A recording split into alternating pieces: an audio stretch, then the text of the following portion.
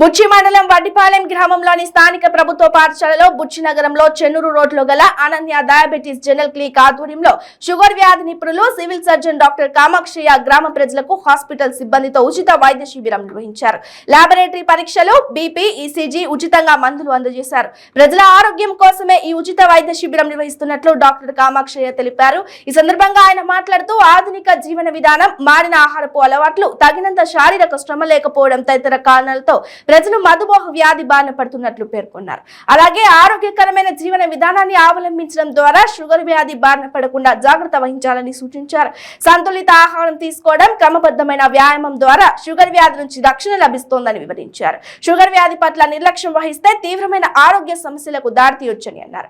అధిక రక్తపోటు, గుండె జబ్బులకు, కిడ్నీ సమస్యలతో బాధపడేవారు షుగర్ వ్యాధి పట్ల అత్యంత అప్రమత్తంగా ఉండాలని, మధుమేహం కారణంగా దృష్టి లోపాలు తలెత్తే ప్రమాదం ఉందని పేర్కొన్నారు. షుగర్ వ్యాధి లక్షణాలను తొలి దశలోనే గుర్తించి చికిత్స తీసుకుంటే దుష్ప్రభావాలను సులువుగా అధిగమించవచ్చని చెప్పారు. వడ్డిపాలెంలో నిర్వహిస్తున్న ఉచిత వైద్య శిబిరంలో భాగంగా రక్తంలో గ్లూకోజ్ శాతం నిర్ధారణ పరీక్షలతో పాటు కన్సల్టేషన్ సేవలను ఉచితంగా అందిస్తామని తెలిపారు. ఈ వైద్య శిబిరంలో హాస్పిటల్ సిబ్బంది మరియు గ్రామ ప్రజలు పాల్గొన్నారు.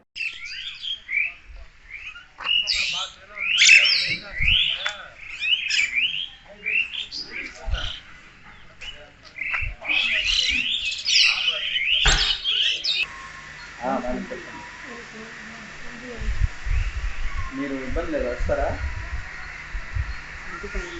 అక్కడ వెళ్ళట్లేదా?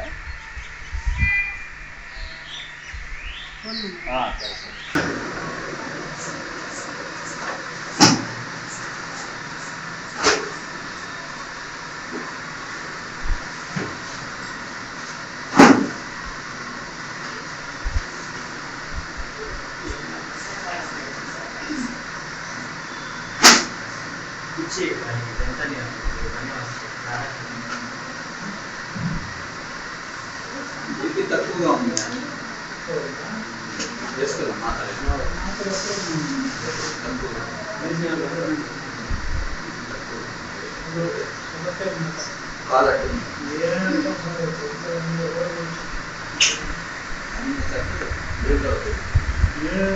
సార్ ఏం చెప్పాడు?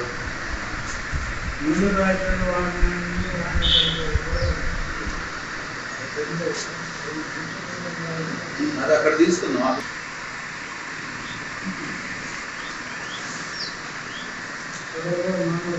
షుగర్ చెక్ చేయండి, షుగర్ చెక్ చేయండి. కూర్చో తెస్తారా? ఎక్కడ కూర్చోండి, అట్లా తీసుకున్నాం.